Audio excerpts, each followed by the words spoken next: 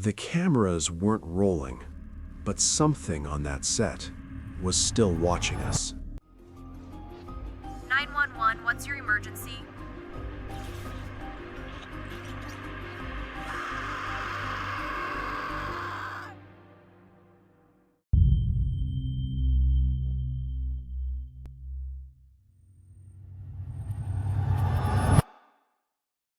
I was the lighting supervisor on the third Harry Potter film, working night shoots inside one of the old stone locations used for the darker, more atmospheric scenes. It was a massive structure, all weathered limestone and Gothic architecture, the kind of building that looked like it belonged in a different century entirely. People think film sets are controlled environments. They imagine bright lights, bustling crews, organized chaos where every element is planned and predictable, safe, professional. But that place wasn't any of those things. The building was real, not a constructed set, and it was centuries old. Historical records suggested it dated back to the 1600s, though no one could confirm exactly what it had been used for originally. Once the sun went down and we started our night shoots, the entire atmosphere changed. The temperature dropped noticeably, even though we had industrial heaters running. The acoustics shifted in ways that made no sense. It felt like the walls themselves absorbed sound, deadening our voices, making conversations feel muffled and distant, even when you were standing right next to someone. During the first week of night shoots, small things started happening, things we initially dismissed as technical difficulties or the quirks of working in an old building. Lights flickered even after we completely rewired them, replacing every connection, checking every circuit, verifying that everything met safety standards. The flickers had no pattern. Sometimes they'd happen once an hour.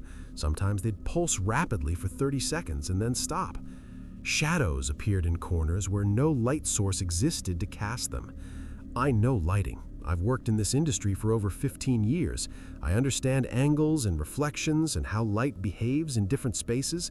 These shadows defied those principles. They existed independently. Dark patches that seemed to have depth and substance, that seemed to move slightly when you weren't looking directly at them. At first, we blamed the generators. Old building, old wiring, power fluctuations. These were reasonable explanations. We brought in electrical engineers to assess the situation. They found nothing wrong. Every system checked out perfectly. The building's electrical infrastructure, despite its age, was sound. There was no reason for the lights to behave the way they were behaving. Then the whispers started. That's when things shifted from annoying technical problems to something that made the crew genuinely uncomfortable. The whispers were low, almost polite, like someone speaking just behind you. Not threatening, not aggressive, just present, just there. Crew members kept turning around suddenly, convinced that another technician was calling their name or trying to get their attention. They'd turn expecting to see a colleague, only to find empty space. No one was ever there. It happened to everyone: the camera operators, the sound team, the production assistants, even the actors, though they tried to hide their discomfort during takes. One night, while I was adjusting a spotlight aimed at the main staircase set where we were filming a crucial scene, I noticed something that made my hands freeze on the equipment. The beam was cutting through dust particles in the air, which is normal. Old buildings have dust, light makes it visible. But inside the light, the dust wasn't moving naturally. It wasn't drifting randomly the way particles do in still air or responding to ventilation currents. It was twisting, swirling in a specific pattern, like it was following a shape, like it was outlining something invisible. When I shifted the light to a different angle, thinking maybe the beam was creating some kind of optical illusion, the shape stayed. The dust continued to move around this invisible form, even though the light source had changed position. That was the first time I felt real, visceral fear on that set. Not nervousness, not unease, fear. The kind that makes your throat tight and your heart race and your instincts scream at you to leave immediately. The actors felt it too. You could see it in their performances, in the way they moved through scenes, in how they'd glance at areas outside the camera frame like they expected to see something there. During a rehearsal one afternoon, one of the younger cast members, a talented kid who'd been professional and focused throughout the entire production, suddenly froze mid-line, just stopped speaking, stopped moving. His face went pale, and his eyes fixed on a point beyond the camera setup. The director called cut and asked what was wrong. The actor said, his voice shaking, that someone was standing just beyond the camera, in the shadows at the edge of the set. He described them as wearing dark robes, old-fashioned clothing that looked like it belonged in a monastery or religious order. He said this figure was staring at him without blinking, just watching with an intensity that made it impossible to continue performing. We all turned to look. There was no one there. Absolutely nothing in the shadows except equipment and empty space. The actor refused to continue that day. He left the set and didn't come back until the next morning, and even then he was visibly shaken. Production tried to keep things quiet, but words spread fast on film sets. Crews talk, information travels. People started sharing experiences. One assistant quit overnight without explanation, just left a message saying he couldn't continue working on this project. Another crew member swore they saw handprints forming on a cold stone wall in one of the back rooms we were using for storage. They described watching the prints appear slowly, as if invisible fingers were pressing against the stone from the other side, leaving impressions that shouldn't exist. Multiple people reported feeling sudden cold spots that had no source, temperature drops so severe they could see their breath, even though we had heating running constantly. The worst night came during a late scene setup, when we were preparing for what should have been a routine shot. It was around 2 in the morning. Most of the crew was tired, moving through the familiar motions of adjusting lights and setting camera positions.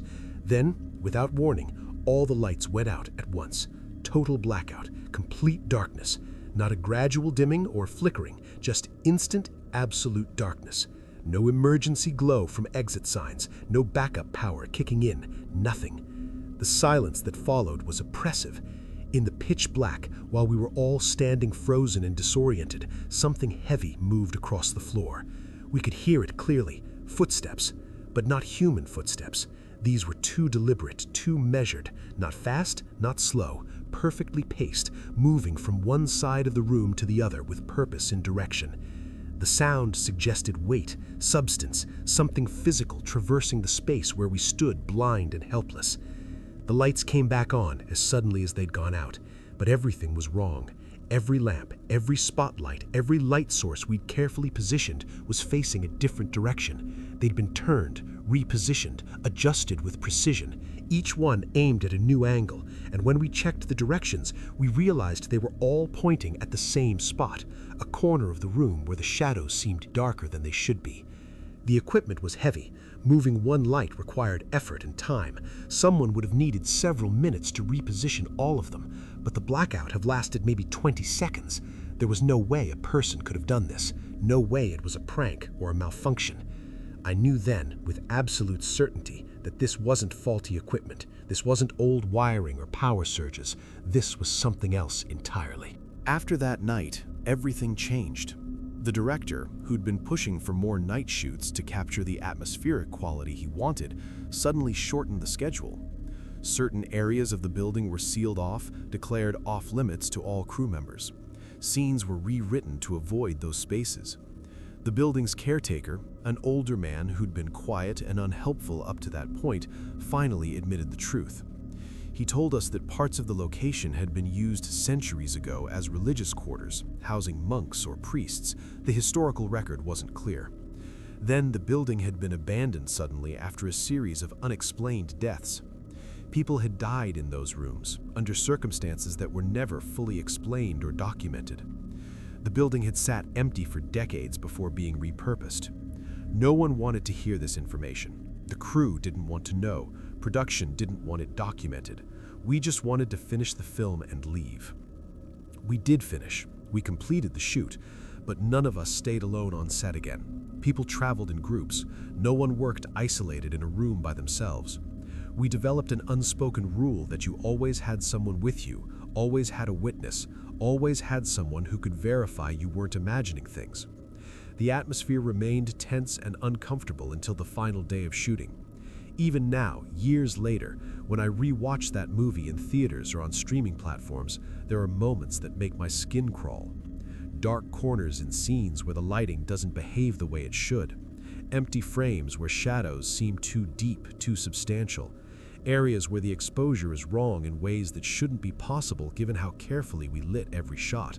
And I know why. I know exactly why those moments look the way they do. Because whatever was there, whatever presence existed in that building, didn't leave when filming stopped. It's still there, still present, still visible if you know what to look for, still watching from the darkness between the lights. If the lights were never meant to reveal it, what were they actually holding back?